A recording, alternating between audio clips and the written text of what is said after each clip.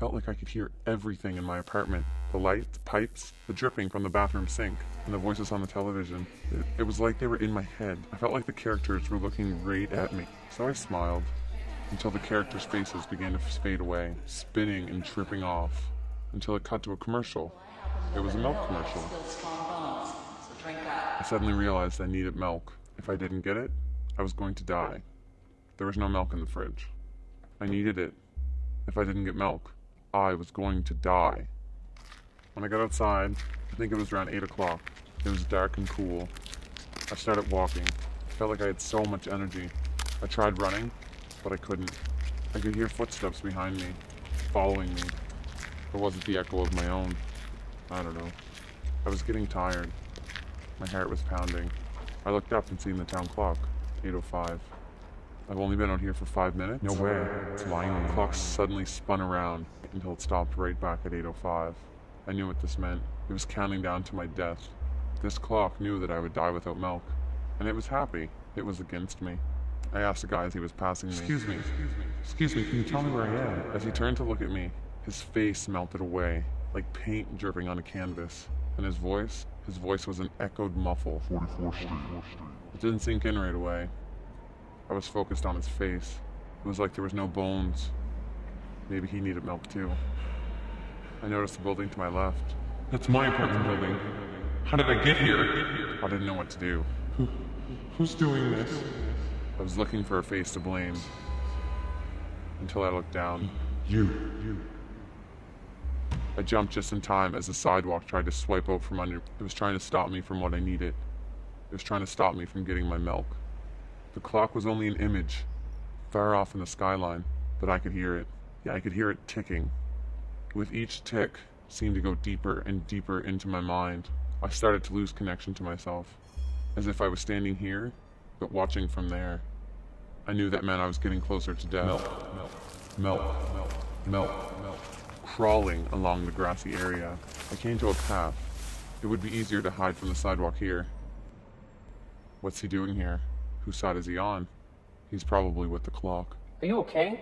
I couldn't pass unless I stared longer, so I stared directly into those piercing black eyes. My eyes started to burn as if they were actually on fire.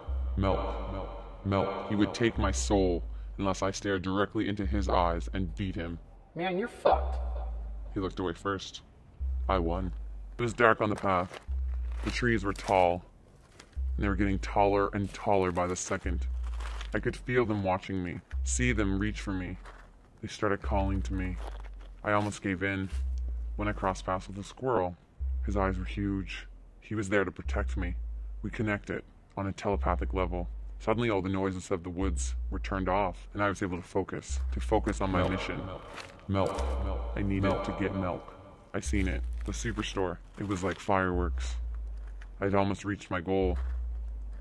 Then I seen the parking lot. It was full of monsters, and they were all trying to kill me.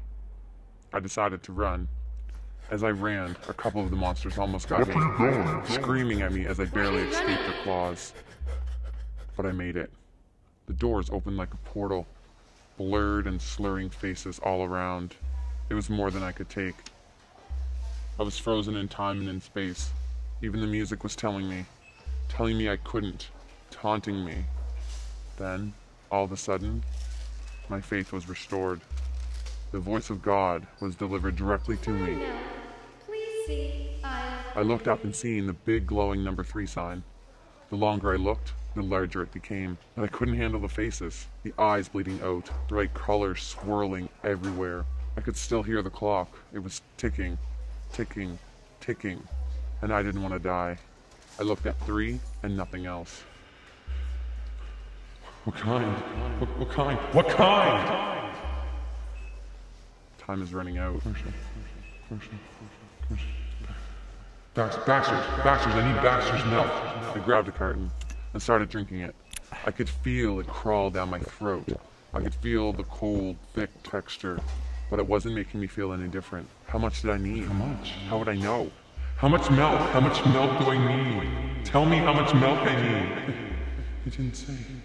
It didn't say how much. It didn't say how much I need.